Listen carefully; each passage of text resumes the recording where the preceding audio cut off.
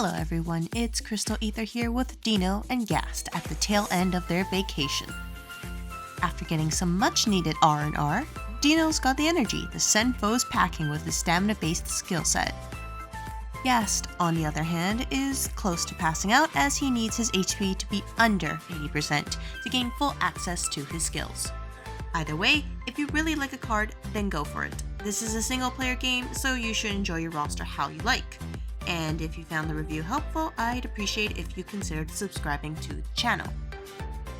Dino carries the ever-coveted BP gauge boost upon critical hit effect that most modern DPS cards carry. The West Mentor has massive flat buffs to boost his critical rate and critical damage, making him an excellent pick for short fights where his HP is high. The downside of this card is an 80% HP requirement, which needs healing to manage, especially for lower limit break levels.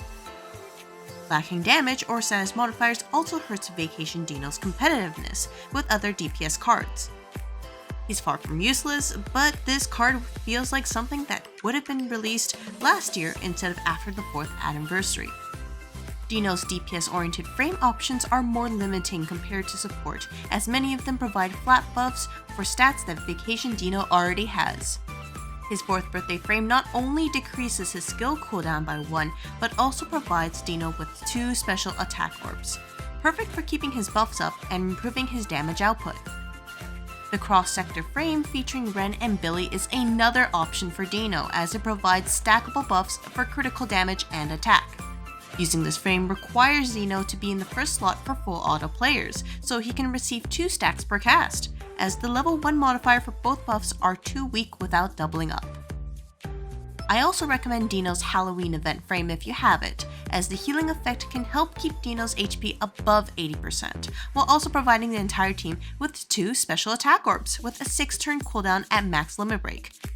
Very useful even if you don't need the healing. For some interesting reason, Gast's first skill can only be used when he's under 80% HP, despite Dino requiring above that amount.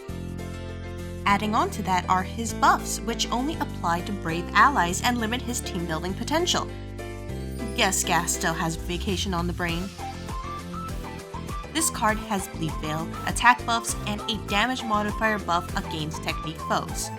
The latter does justify the exclusivity of Gast's skills, but the HP requirement locks behind his attack buff with no way to lower his HP on his own. The modifiers for both buffs are decent, but Bleed Prevention has limited use, and there are other 3-star cards released earlier this year that can do this card's job just as well. The easiest way to lower Gast's HP is with his Gunslinger frame, buffing the attack of all allies while also consuming 20% of Gast's HP. The buff lasts for 3 turns, which works well with Dino's quick ramping kit. If this card is paired with Vacation Dino, then the Hunting frame rewards basic attacks with extra damage. Just keep in mind that this damage is based off Gast's own attack stat. Finally, Gast's New Year's frame is an accessible option for players to support their DPS cards, as it converts an ally's attack orbs into special attack orbs while also giving them 3 special attack orbs if their stock wasn't filled prior to casting the frame skill. This is especially useful for buff-heavy turns if you can line the skill durations up together.